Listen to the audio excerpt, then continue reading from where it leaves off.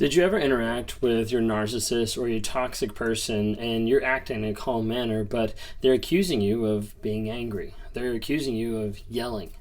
Did it ever come across like how they were acting was what they were saying you were doing? And it just seemed to be kind of going back and forth. You're like, wait a second, like I'm not the one that's angry right now. I'm not the one that's attacking. You're the one that's attacking. And you might see this habit and this pattern happen in your relationships multiple times. What this is the concept of projection. Stay tuned to know a little bit more about that.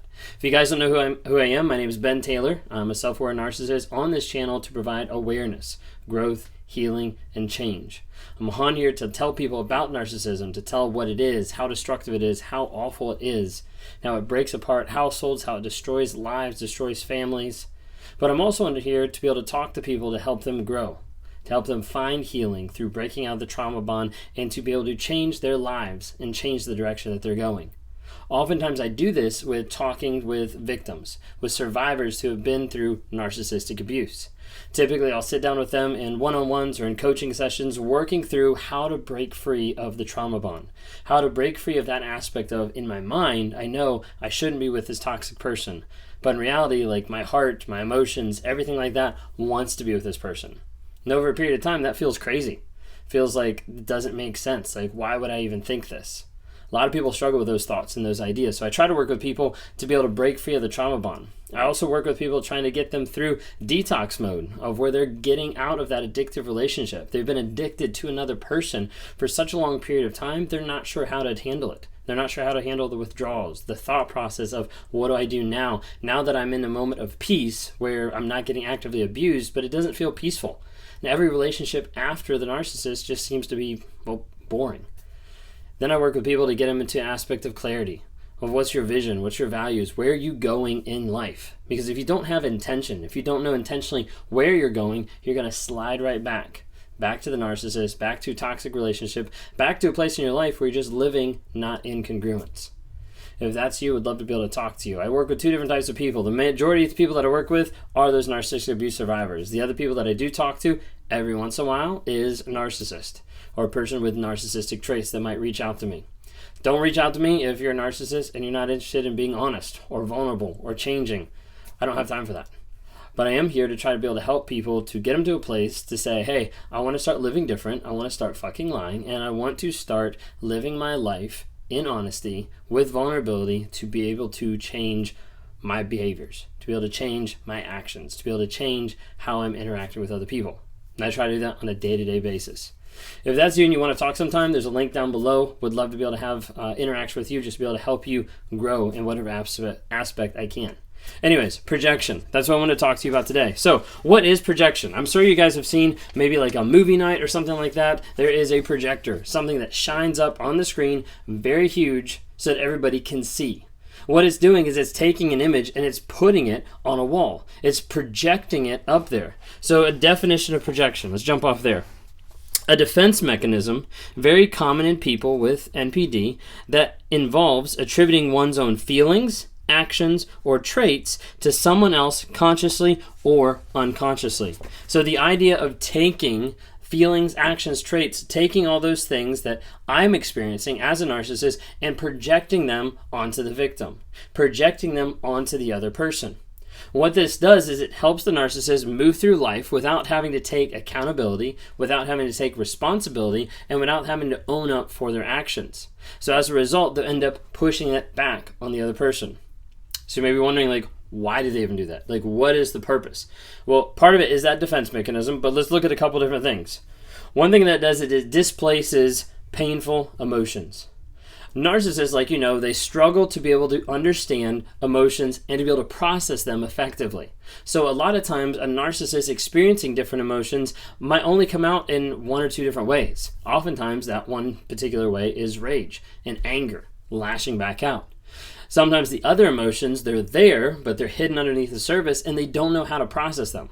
That's why a lot of times when you're crying or when you're having a bad day, the narcissist can't have the empathy. They don't relate to what you're going through, so they don't really connect with those same type of emotions. Sometimes seeing other people have emotions frustrates the narcissist. Sometimes the narcissist going through life acknowledges that there are painful emotions that they have deep down inside. ones that they're not willing to be honest about and they're not willing to be vulnerable about, to actually address those to see if they could get healing and work through that. With a narcissist, they're trying to hide those painful emotions, and when they can't hide them, they'd rather push them off onto someone else. Maybe those are emotions about their worth or their past or abuse that's happened in their childhood. There's a lot of different aspects that they'll try to take whatever emotions they're handling in that moment, and they'll take them and they'll push them back on you. This is why you might be there being like perfectly calm, and they're like, "Why are you so angry?" And you're like, "No, I'm not angry." Or, they might be there and they're saying like, you're cheating on me. I'm not, but they're cheating. Like, there's all these different types of projections. So one is to displace painful emotions. The second one is make someone else carry their intolerable feelings. See, for a narcissist, they don't like those feelings because they haven't had that emotional stability, that emotional security, that emotional growth to be able to get to the place to be able to handle the feelings that they're feeling. That sadness, that guilt, that blame, the shame, all those things that are running through their minds is like way too hard to be able to process, way too hard to be able to sit with and say, hey, this is happening in my life right now because I caused this. And that right there is a huge aspect that a narcissist won't want to be able to handle. So as a result, I'd rather take what I'm feeling and I'll make someone else carry it. I'll make someone else be the bearer of the feelings and the emotions that I have in that moment. And the third one is divert negative attention away from themselves. This is probably one of the most popular ones for the sole reason of getting away from accountability, getting away from responsibility. You won't believe how many times I talk to people and they say they ask the narcissist one specific question. Maybe it's, did you cheat on me? Or whatever it might be. But they'll ask them one specific question, and the aftermath of that question will be this giant long argument with word salad, with circular reasoning, with all these different things. And when they get to the end and they finally part ways, or they finally go into different rooms, or one leaves for the day or something like that, nothing's been solved. And that question at the beginning has never been answered. A narcissist will do whatever they can to divert attention away from themselves if it has to do with honesty, vulnerability, accountability, responsibility, blaming, and shame. And you'll see that happen time and time again. Because they don't want to take accountability for the actions. They don't want to be responsible for the things that they've done. They don't want to own up and say, hey, this is who I am. This is what I've done. And as a result, they don't change.